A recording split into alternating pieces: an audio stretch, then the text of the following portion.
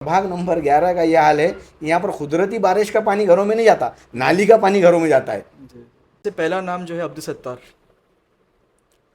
Flop leader है। जो लोग प्लान वहां पर लाए उनको गरीबी की बदवा लगेंगी साहब, ये बात याद रखना। फारूक अहमद। ठीक है। पूरे नांदेड़ शहर की गंदगी आज ओल्ड एरिया में, देगलूना के एरिया में, मुस्लिम एरिया में लाकर डाला जाता है। फिर भी अपने लोग, अपने नगर सेवक उसके ऊपर जबान नहीं खोलते, सैयद मोइन। अच्छे तरीके से लीडरशिप करते। आ रहा है कि जो नांदेड़ शहर का जो गटर का होता है वो लाकर मुसलमानों के एरिया में डाल दिया गया। यहाँ के नगर सेवक नगर पालिका के अंदर ढंग से अपने एरिया की बात नहीं कर सकते। जी। और स्वागत है आपका 10 आउट टाइम से। मैं हूं जैद अहमद। आज की इस पॉडकास्ट में हमारे साथ हैदर पटेल मौजूद है। पॉलिटिकल लीडर भी है और सोशल वर्कर भी है। इन्होंने अपनी ज़िंदगी में बहुत सारे सोशल काम किए हैं, समाज के लिए काम किए हैं, युवाओं के लिए काम किए हैं और बेरोज़गार के लिए भी काम किए हैं। तो आइए हैदर पटेल से जानते हैं कि उन्होंने समाज के लिए क्या क्या काम किया है और आने वाले महापालिका इलेक्शन में उनका कैसा रोल रहेगा और उनका पॉलिटिकल करियर कैसा रहा। तो सबसे पहले हैदर पटेल, आपने आपका कीमती वक्त दिया तो शुक्रगुजार हैं हम आपके। जी अल्हम्दुलिल्लाह। जी। सवाल आपसे ये है कि जैसा कि आप एक पॉलिटिकल लीडर भी है और सोशल वर्कर भी है, तो आपने आपकी पॉलिटिकल लाइफ कैसे स्टार्ट की थी? देखिए 2004 में जब टीपू सुल्तान ब्रिगेड की हमने नांदेड़ ज़िले में स्थापना की, जी। जब टीपू सुल्तान रहमतुल्लाह अलैह के नाम से बहुत बवाल मचाया जाता था। यानी कि टीपू सुल्तान रहमतुल्लाह अलैह के नाम पर अगर कोई काम करता है तो उस पर केसेस बुक किए जाते थे। तो इतना जब मामलात इतने संगीन थे कि टीपू सुल्तान ब्रिगेड को हमने स्थापना की। नांदेड़ ज़िले के अंदर टीपू सुल्तान ब्रिगेड हमने चालू किया और हमारे जो मार्गदर्शन थे वो सुभान अली सर थे। जी। सुभान अली सर के मार्गदर्शन में हम लोग काम करते थे। तो नांदेड़ ज़िले में जब मैं टीपू सुल्तान ब्रिगेड की शुरुआत किया, फिर बहुत सारे तालुक़े वाइज में जाकर यंग जनरेशन के अंदर टीपू सुल्तान रहमतुल्लाह अलैह की कार्यकर्तगी को हम लोग बयां करते थे, बताते थे। और जो जो लोग टीपू सुल्तान रहमतुल्लाह अलैह को और उनके इतिहास को गलत बताकर यंग जनरेशन के अंदर जो जहर भरने का काम करते थे, हमने उस जहर को निकालते हुए, टीपू जी। सुल्तान ब्रिगेड ने उस जहर को निकालते हुए टीपू सुल्तान रहमतुल्लाह अलैह की जो सही मालूमात है वो जी। लोगों तक पहुंचाई। और अल्हम्दुलिल्लाह टीपू सुल्तान ब्रिगेड पूरे नांदेड़ ज़िले में पूरी ताकत के साथ उभर के आए। और आज भी लोग टीपू सुल्तान रहमतुल्लाह अलैह का जब यौम पैदाइश का मौका होता है, 20 नवंबर होता है, जी। तो मुझे तालुक़े के अंदर हेयर स्पीचेस बोलकर, एक वक्ता बोलकर, प्रवक्ता जी। बोलकर मुझे लोग बुलाते हैं और मैं सभाएं आज भी टीपू सुल्तान ब्रिगेड की सभाएं करता हूँ। जी। तो जैसा कि आप बताएं टीपू सुल्तान ब्रिगेड में आपने अच्छा खासा अरसा आपका गुजारा, तो उसके बाद आपका फिर पॉलिटिकल करियर में या फिर पॉलिटिकल पार्टीज़ में भी कोई रोल रहा या फिर कोई पॉलिटिकल पार्टी आपने ज्वाइन की थी? बिल्कुल, मैं टीपू सुल्तान ब्रिगेड के बाद मैंने एमआईएम पार्टी ज्वाइन की थी। जी। नांदेड़ ज़िले के अंदर मैंने एमआईएम का बहुत सारा काम किया। ओके। यहाँ तक के ताल्लुक़े ज़ात पे जैसा अर्दापुर हो गया, भोकर हो गया, मुदखेड़ हो गया, उमरी हो गया, बिलोली हो गया, धर्माबाद हो गया, जितने भी नांदेड़ ज़िले के जो 16 तालुक़े हैं, जी। 16 तालुक़े के अंदर मैंने एमआईएम का काम किया। ओके। और एमआईएम को तालुक़े तक पहुँचाने में अल्हम्दुलिल्लाह मेरा बहुत अच्छा सारा रोल रहा है उसके अंदर। जी। तो एमआईएम के बाद आपने कौन सी पार्टी ज्वाइन ज्वाइन की थी? एमआईएम के बाद मैंने समाजवादी पार्टी ज्वाइन की थी। जी। अबू आसिम आज़मी साहब के नेतृत्व में मैंने नांदेड़ ज़िले में काम किया, मुझे ज़िला अध्यक्ष बनाया गया था। जी। और समाजवादी पार्टी के अंदर भी मैंने ताल्लुकात पर बहुत सारे काम किए, कई लोगों के मसले हल किए और बहुत अच्छे तरीके से मैं समाजवादी पार्टी को भी नांदेड़ ज़िले में लेकर गया था। और अभी आप कौन सी पार्टी में हैं? मैं राष्ट्रवादी कांग्रेस पार्टी में हूँ, अभी अजीत वादा गढ़ में हूँ। जी। और आमदार प्रताप पाटिल चिखलीकर साहब के नेतृत्व में मैंने नांदेड़ ज़िले में प्रवेश किया है। जी। जैसा कि आपने भी बताया हैदर भाई कि आपने दो पॉलिटिकल पार्टी ज्वाइन की थी, फिर उसके बाद उनको छोड़ी, अभी आप एनसीपी में अजीत पवार गुट में हैं। जी तो क्या वजह रही आपने समाजवादी पार्टी और एमआईएम पार्टी छोड़नी, क्या वजह रही है? देखिए, एमआईएम को मैंने, मेरा ये कहना है कि जब एमआईएम पार्टी को मैं नांदेड़ ज़िले के अंदर जी। जब खड़ा किया, तालुका जात के लोगों को जब एमआईएम के अंदर जोड़ा, तो मैंने, वो फिरोज़ लाला साहब जिला अध्यक्ष थे, जी। फिरोज़ लाला साहब से मैंने डिमांड की थी कि मुझे नायगांव मतदार संघ के अंदर आमदार का इलेक्शन लड़ना है। मैंने ये बात कही थी। तो उन्होंने कहा था कि बिल्कुल आप ताकत से काम कीजिए, इम्तियाज़ जलील साहब प्रदेश अध्यक्ष थे। जी तो उन्होंने कहा था कि मैं इम्तियाज़ जलील साहब से आपकी सिफारिश करूंगा और आपको नायगांव मतदार संघ के अंदर टिकट दिया जाएगा। जब इम्तियाज़ जलील साहब ने सब जो इच्छुक उम्मीदवार होते हैं उनकी मुलाकात ली औरंगाबाद के अंदर, जी जिसमें मैं खुद भी था। जी मैंने अपना पूरा डाटा लेकर इम्तियाज़ जलील साहब के पास गया, उनको बताया कि मैं नायगांव मतदार संघ के अंदर इतने इतने मुस्लिम वोट्स है, इतने इतने दलित वोट्स है और इतने मराठा समाज के वोट्स है, सभी समाज के वोट्स है। और जब मैंने टिकट मांगा था, जब वंचित और एमआईएम एक साथ थी, अच्छा तो मैंने कहा था कि भाई वहाँ पर जो है कांग्रेस का कैंडिडेट है, जी जो स्वर्गवासी वसंतराव जी चौहान साहब जी कांग्रेस के कैंडिडेट थे। उसके बाद जो है तो बीजेपी के कैंडिडेट जो है तो अभी रनिंग एमएलए जी वो थे, बीजेपी के कैंडिडेट राजेश पवार। जी उसके बाद मैंने एमआईएम से टिकट मांगा था, तो वहाँ पर पेपर में पूरे बात नहीं छपी थी कि भाई तिरंगी लड़त हम्म, जो नायगांव मतदार संघ के अंदर हो सकती है। उसके वजूहत ये थे कि नायगांव, उमरी और धर्माबाद 3 तालुकों का कॉन्स्टिट्यूंसी होता है, वो जी आमदार का जो एरिया है, 3 तालुके का एरिया है। तो वहाँ पर मैंने हर तालुके के अंदर मीटिंग्स किए, हर खेड़े के अंदर मीटिंग्स किए, वंचित के और एमआईएम के मिलके हम लोग बहुत सारे काम करने के बाद हमने ये ख्वाहिश जताई थी कि भाई वहाँ से इलेक्शन लड़ने वाले हैं। लेकिन हुआ ये कि तिरंगी लड़त इसलिए वहाँ पर पेपरों में, न्यूज़ों में छपा था कि मेरा जो गांव है वो उमरी तालुके में आता है। मैं बले गांव का हूँ, जी बड़े गांव उमरी तालुके में आता है। तो वहाँ पर मेरे अपने लोगों की बहुत अच्छी पकड़ है आजू बाजू के एरिया में, और 30-35 साल हमारे घर का सरपंच रहा है। जी आज भी सरपंच वहाँ पर हमारे घर का चुन के आता है। अच्छा जी तो ये मेरी ताकत थी वहाँ पर, इसलिए तिरंगी लड़त का पेपरों के अंदर हेडलाइन हो रही थी। तो मेरे को विश्वास था कि बिल्कुल मेरे को इम्तियाज़ जलील साहब टिकट देंगे, फिरोज लाला साहब टिकट देंगे और मैं इलेक्शन कॉन्टेस्ट करूंगा। मैंने पूरी ताकत के साथ काम किया।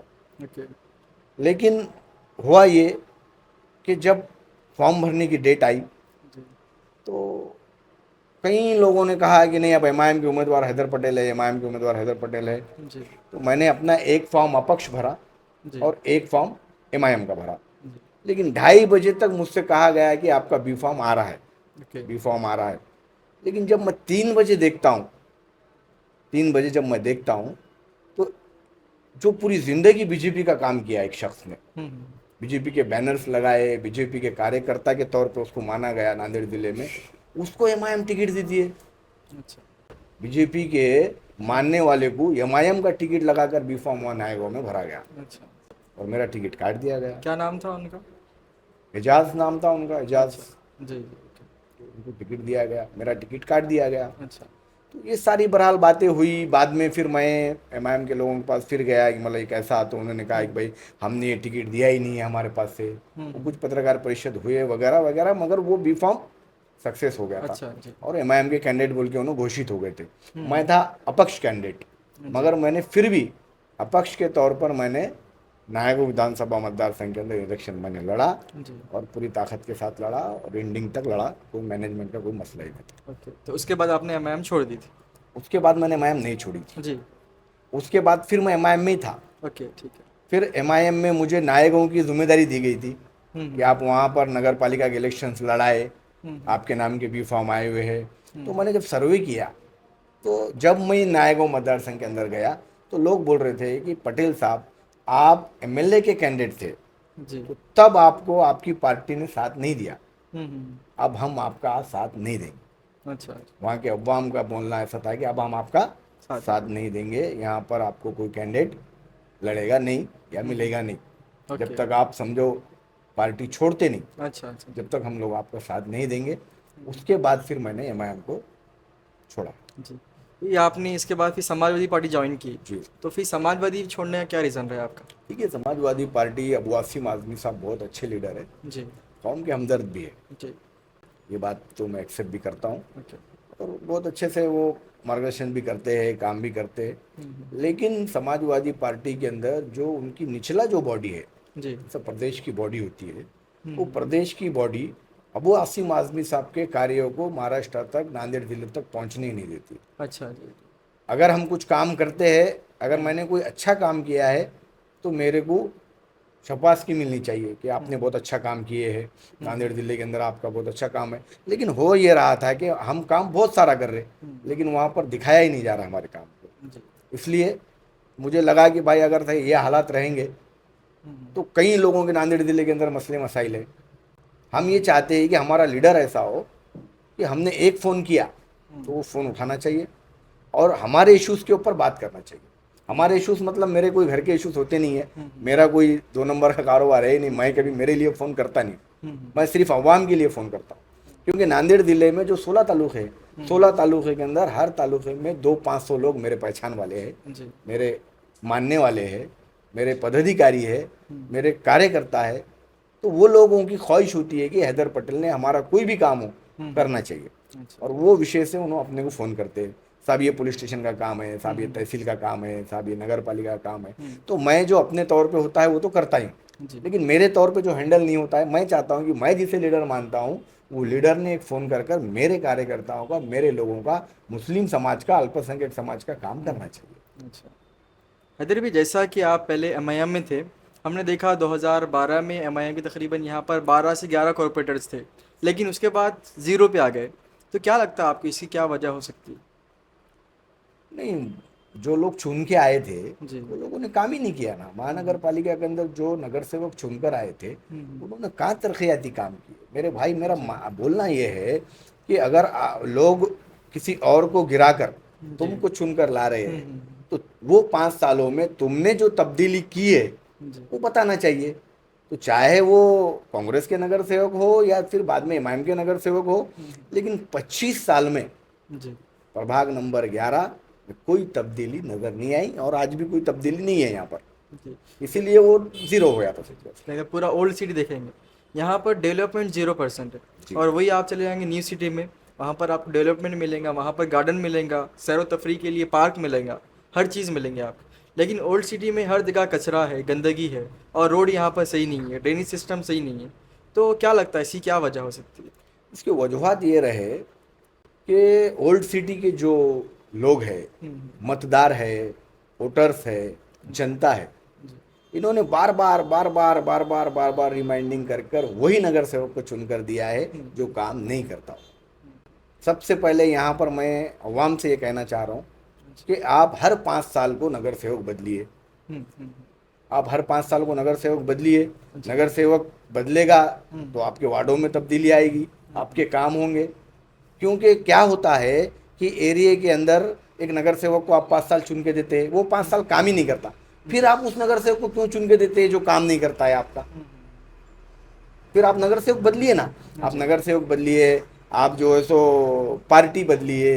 यानी कि ये बारी में आपने नगर सेवक कांग्रेस का चुन कर दिए, एमआईएम का चुन कर दीजिए, राष्ट्रवादी का चुन कर दीजिए।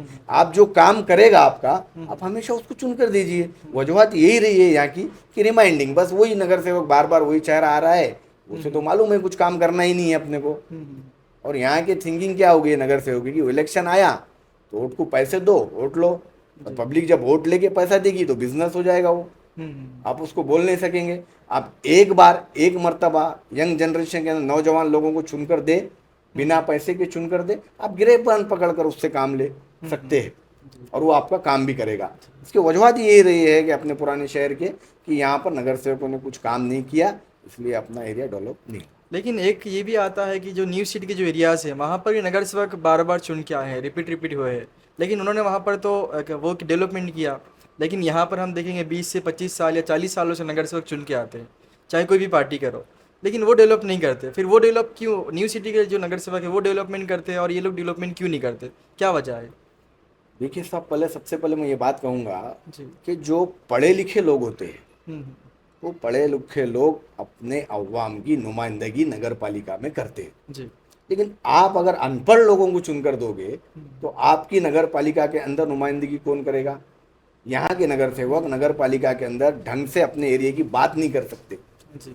और आप वो लोगों को चुनकर दे रहे हैं। आप न्यू सिटी की बात कर रहे हैं, न्यू सिटी के नगर सेवक उनके मसले मसाइल को नगर पालिका के अंदर उठाकर अपने लीडर से हल करवाते हैं। आज यहाँ पर 20 साल तक कांग्रेस के नगर सेवक थे, अशोक चौहान मुख्यमंत्री रहे। अशोक चौहान साहब ने कहा था कि मैं नांदेड़ को स्मार्ट सिटी बनाऊंगा। जी। तो ये हालात है अपने स्मार्ट सिटी के। आज देखिए आप प्रभाग नंबर 11 में जाइए, प्रभाग नंबर 12 में जाइए, यहाँ पर ये हालात स्मार्ट सिटी है अपने। अगर स्मार्ट सिटी किसी को देखना है, बड़े बड़े चैनल्स को भी मैं ये कहूँगा कि आप आइए देगलू नाके के ऊपर प्रभाग नंबर 11 और 12 को देखिए, इंशाल्लाह आपको स्मार्ट सिटी का चेहरा मोहरा यहीं दिखाई देगा आपको। जी। अभी हम जो वार्ड में बैठे हैं वो प्रभाग नंबर 12 है, 11 11 है है। सॉरी। तो यहाँ पर हम देखेंगे, यहाँ पर रोड की हालत बहुत ख़राब है और बहुत सारे प्रॉब्लम्स है। तो ये सारे प्रॉब्लम्स का आप जिम्मेदार किसको मानते हैं? कौन है वो? पिछली सरकार को जी। और नगर सेवक को हम्म, और माजी मुख्यमंत्री अशोकराव जी चौहान साहब को, हम्म, बस वही इसके जिम्मेदार है। जी। लेकिन आप जैसा कि यहाँ पर 11 में रहे हुए हैं, आपका ऑफिस वगैरह यहाँ पर ही है, तो इस वार्ड की सबसे बड़ी समस्या क्या है? क्या सबसे ज़्यादा प्रॉब्लम है लोगों को जो फेस करने को आता है? वो थोड़ा सा हमें इस वार्ड के प्रॉब्लम्स बताइए। देखिए साहब, मैं पिछले 25 साल से इस वार्ड में रहता हूँ, जी। 25 साल। तो 25 सालों में यहाँ पर नाली हम्म, कभी बनाई नहीं गई, अच्छा। रोड कभी डेवलपमेंट किया नहीं गया, पानी, नाले का पानी, गटर का पानी और पीने का पानी मिल के आता है साथ में नल को, जी। यानी कि उसकी भी पाइपलाइन यहाँ पर अलग नहीं की गई। हम्म, मुस्लिम बच्चों के लिए कोई स्कूल्स यहाँ पर अच्छे है नहीं। हम्म, हमारे पास कचरा उठाने के लिए लोग आते नहीं। जी। हमको प्रभाग नंबर 11, प्रभाग नंबर 12 में कोई लोन्स दिया जाता नहीं।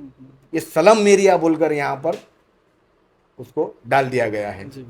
तो यहाँ के इतने इश्यूज है, हर साल पानी आता है, हम्म, कुदरती बारिश होती है, जी। कुदरती बारिश नदी के ज़रिए से पानी लोगों के घरों में जाता है, लेकिन प्रभाग नंबर 11 का यह हाल है कि यहाँ पर कुदरती बारिश का पानी घरों में नहीं जाता, नाली का पानी घरों में जाता है। जी।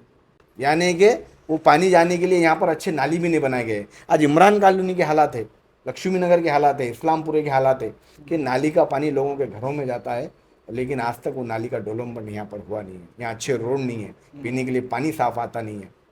तो क्या करेगा इंसान जब ये सारी चीज़ें समस्या लेकर अब कुछ हल निकलता है आगे चल के, कुछ चेहरे बदलते हैं तो इंशाल्लाह वार्ड भी बदलेगा, तब्दील है। जैसा कि अभी आपने आपके वार्ड का बहुत सारी समस्या बताई, बहुत सारे प्रॉब्लम बताए, यहाँ के जो माजी नगर सेवक थे, तो क्या यहाँ की पब्लिक ने, यहाँ की जनता ने उनके पास कभी ये प्रॉब्लम लेके नहीं गए? बहुत बहुत बार गए प्रॉब्लम लेकर, जी।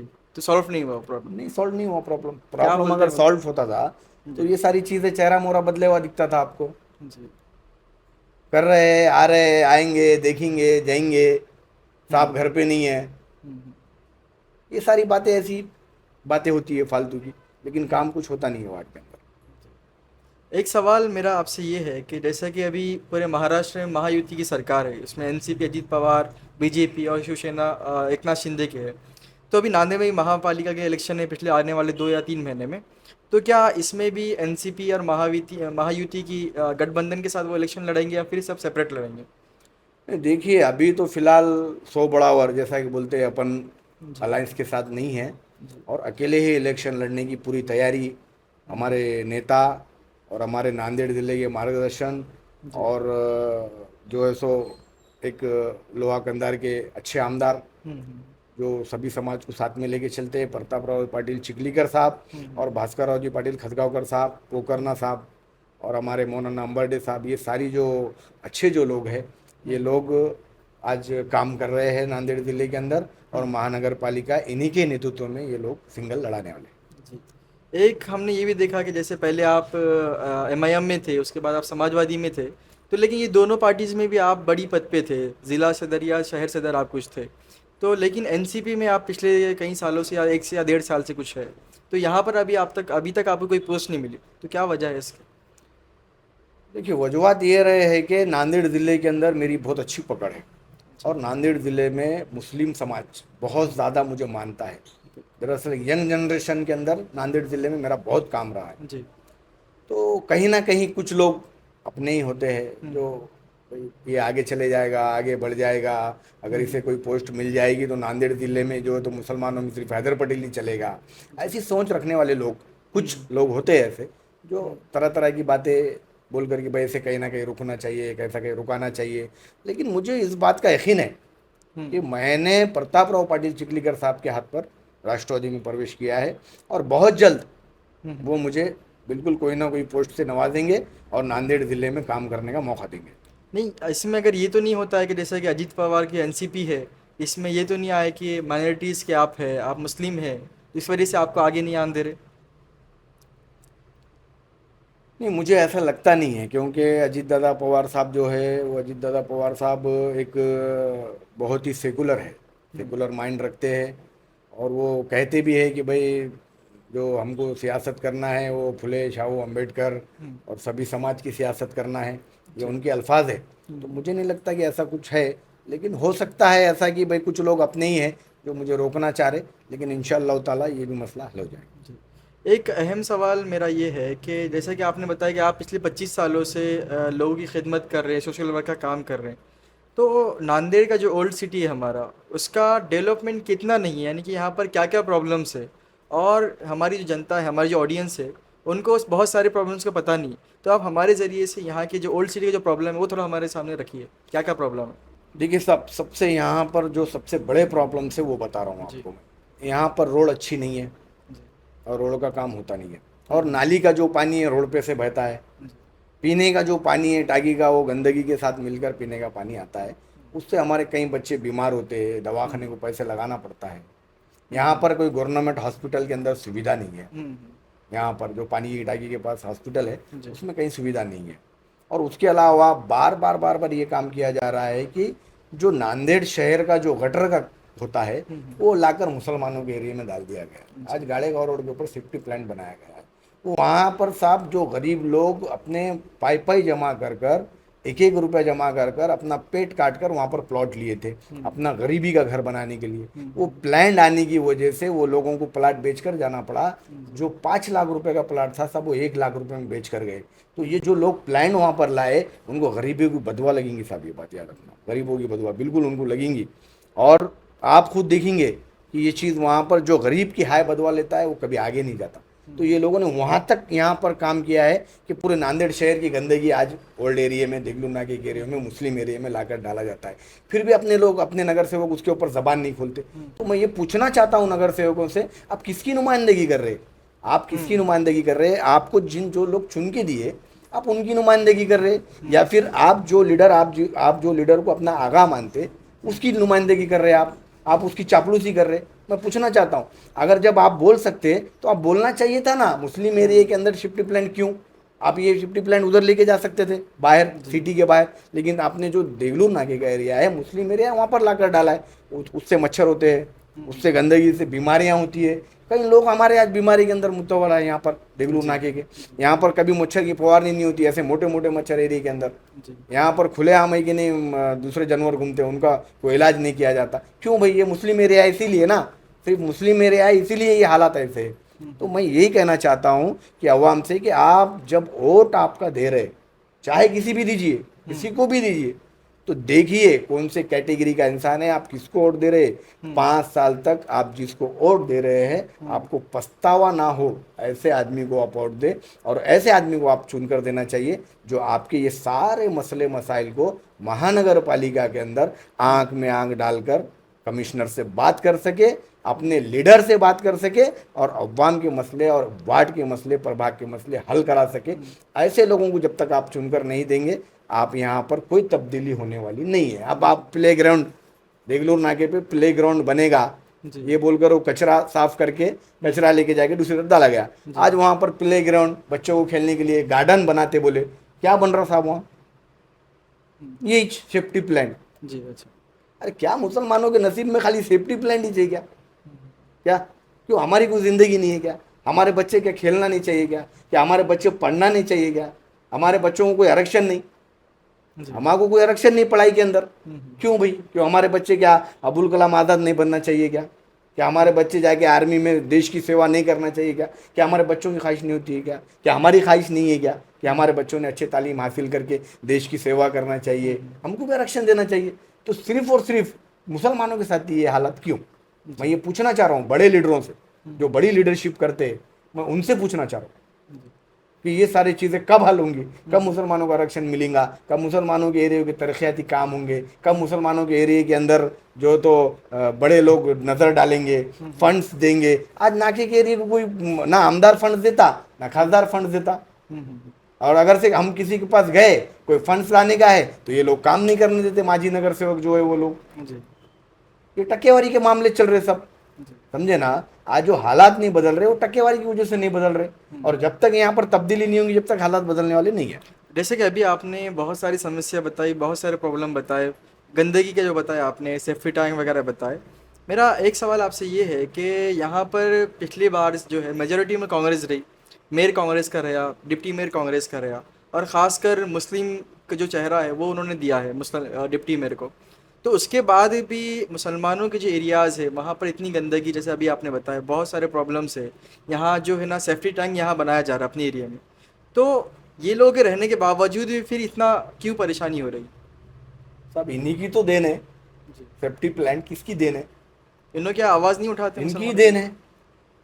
मुझे आप बताइए, कोई भी काम प्रभाग के अंदर हो रहा है तो इन लोगों की सिग्नेचर्स उसके ऊपर होती है। की? जी। आपका परमिशन हम्म। बहुत ज़रूरी है, आपकी परमिशन के बिना कोई काम नहीं कर सकता। तो आपने परमिशन दी है तभी तो सेफ्टी प्लान बना है, जी। आपकी परमिशन उसके अंदर मौजूद है, इसीलिए तो सेफ्टी प्लान यहाँ पर बनाया गया ना।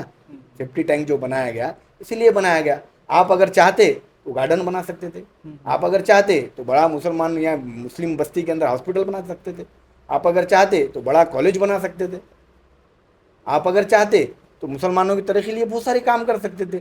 लेकिन आपने कुछ टक्केवारी के लिए, अभी कहा मैंने कुछ, उसके लिए आपने पूरे कौम को बर्बाद कर दिए जी। सेफ्टी टैंक प्लान लाके। तो मैं यही चाह रहा हूँ कि अच्छे लोगों को चुन के दे जनता, जो अच्छे लोग हैं उनको चुन के दे। समझे, साजिश के अंदर आना नहीं चाहिए जनता ने, सोच समझकर अपना वोट देना चाहिए। वोट इतना कीमती है कि वो वोट की बुनियाद पे आपके फैसले होते। जी। हमारे जो मुस्तकबिल के फैसले हैं विधानसभा और लोकसभा में होते, और जो वार्ड के प्रभाग के फैसले वो नगर पालिका में होते। तो आपका एक वोट इतना कीमती है कि फैसलों को बदल सकता, आपके हक में जो फैसला करता है वैसे लोगों को आप चुनकर देना चाहिए। जी। अभी आने वाले दिनों में महापालिका इलेक्शन है, तो क्या आप भी इस इलेक्शन लड़ेंगे इसमें? अल्हम्दुलिल्लाह, अगर प्रभाग के और वार्ड के लोग अगर चाहते हैं तो बिल्कुल इंशाअल्लाह ताला, अगर पोकरना साहब, आमदार प्रताप पाटिल चिखलीकर साहब, मौलाना अंबरडे साहब, भास्कर राव पाटिल खतगांवकर साहब मेरे ऊपर अगर भरोसा करते हैं, विश्वास जताते हैं, और प्रभाग नंबर 11 की आवाम मेरे ऊपर विश्वास करती है, भरोसा जताती है, तो अल्हम्दुलिल्लाह अल्हम्दुलिल्लाह पूरी ताकत के साथ मैं इलेक्शन लड़ूंगा। और अल्लाह ने चाहा और पब्लिक ने मुझे चुन कर दिया तो आने वाले 5 सालों में मैं ये चीज़ बताऊंगा आपको। मैं अभी दे रहा हूँ इंटरव्यू, जी।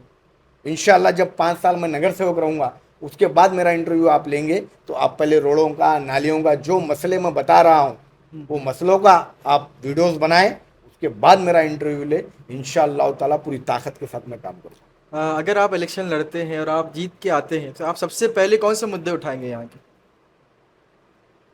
यहाँ पर एरिए के अंदर अच्छे रोड हो, जो न्यू सिटी के अंदर सीमेंट रोड बनाए जा रहे हैं, जी। ओल्ड सिटी के अंदर भी सीमेंट रोड होना चाहिए। और न्यू सिटी के अंदर नालियों को पूरे बनाकर नाले से कनेक्शन दिया जा रहा है, ताकि ये नालियों का पानी किसी के घर में ना जाए, रोड पे ना रहे, नाले के ज़रिए से पानी निकल जाए। ये दूसरा काम।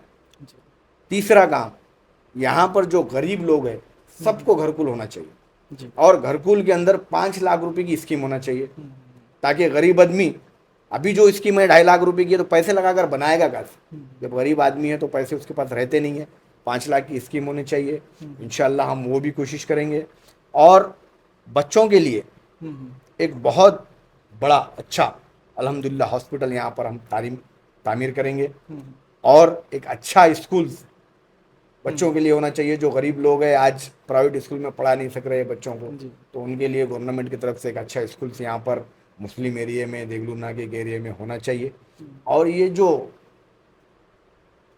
टैंक जो बनाए जा रहे हैं यहाँ पर, वो टैंक को हम इंशाल्लाह वो हटाने का काम करेंगे। और पहले जैसा था वहाँ पर जो गार्डन की बात की जा रही थी, हमारे बच्चों के लिए जो प्लेग्राउंड की बात की जा रही थी, वो वहाँ पर इंशाल्लाह हम तामीर करने की कोशिश करेंगे। और न्यू सिटी जैसी डेवलप हो रही वैसे ही प्रभाग नंबर 11-12 देगलूर नाके का एरिया इंशाअल्लाह ताला डेवलप करने के लिए हम अजीत पवार साहब जो उप मुख्यमंत्री है उन तक पहुंचेंगे, आमदार प्रताप पाटिल चिखलीकर साहब की निधि में से काम करेंगे और हमारे जो अजीत पवार साहब है उनकी निधि में से काम करेंगे, अल्पसंख्यक जो मिनिस्टर है उनकी निधि में से काम करेंगे। हम बिल्कुल निधि लाएंगे वार्ड के अंदर और चेहरा मोहरा वार्ड का अंदर बदल कर बताएंगे और अवाम को आज जो पानी जो मिक्स होकर आ रहा है नल के अंदर, जो नाले का पानी मिक्स होकर आ रहा है वो गंदगी से बच्चे बीमार हो रहे हैं, उसका कनेक्शन हम अलग करेंगे और हर घर पर घर के सामने डायरेक्ट उसको नल फिटिंग हम कर देंगे। बहुत सारे जो इश्यूज है मुस्लिम लोगों के जो इश्यूज है इंशाअल्लाह ताला हम वो पूरे पूरे पूरे तरीके से हल करने की कोशिश करेंगे। ठीक है, तो बहुत बहुत शुक्रिया हैदर पटेल साहब, आपने आपका कीमती वक्त दिया। हैदर भी अभी एक रैपिड फायर का हम आपके साथ गेम खेलेंगे। आपको हम कोई पॉलिटिशियन के नाम बोलेंगे, आपको एक लाइन में उनको डिस्क्राइब करना है। तो सबसे पहला नाम जो है अब्दुल सत्तार। फ्लॉप लीडर है जी। फारूक अहमद। ठीक है। सैयद मोइन। अच्छे तरीके से लीडरशिप करते हैं। अशोक चौहान। मुसलमानों के लिए कभी कुछ किए नहीं उन्होंने। साबिर चाउश। ठीक है। जी। प्रताप पाटिल चिखलीकर। फ्यूचर में अच्छे लीडर बोलकर उभरेंगे। अभी जो हमारे आमदार बने आनंद तिरकिया बोंढारकर। काम कर रहे हैं लोगों के। अब्दुल गफ्फार। युवा लीडर है, लोगों के बीच में रहते हैं। जी। और आखिरी नाम जो है वो हेमंत पाटिल। अभी उन्होंने तो कोई काम ऐसा मुस्लिम समाज के लिए किए नहीं और देगलूर नाके पर उनका कोई योगदान नहीं रहा है। एक और नाम आपके करीबी फेरोज लाला। लीडरशिप के अंदर काम कर रहे हैं, ठीक लीडर है, अच्छे। ठीक है, ठीक है, ये बहुत बहुत शुक्रिया। ये थे हमारे साथ हैदर पटेल साहब, जो युवाओं में इनकी एक बहुत बड़ा नाम है, क्योंकि ये अपनी तकरीर से जाने जाते हैं, ये अपनी स्पीच से जाने जाते हैं। इनकी तकरीर सुनने के लिए लोग हज़ारों की तादाद में लोग इंतज़ार करते हैं, वेट करते हैं। हैदर पटेल साहब, आपने बहुत आपका कीमती वक्त दिया, हम बहुत शुक्रगुजार हैं आपके। तो दोस्तों, ये थे मेरे साथ हैदर पटेल। इसके बाद हम एक और पॉडकास्ट के साथ आपको मिलते हैं, जब तक के लिए हमें इजाज़त दीजिए। Thank you so much.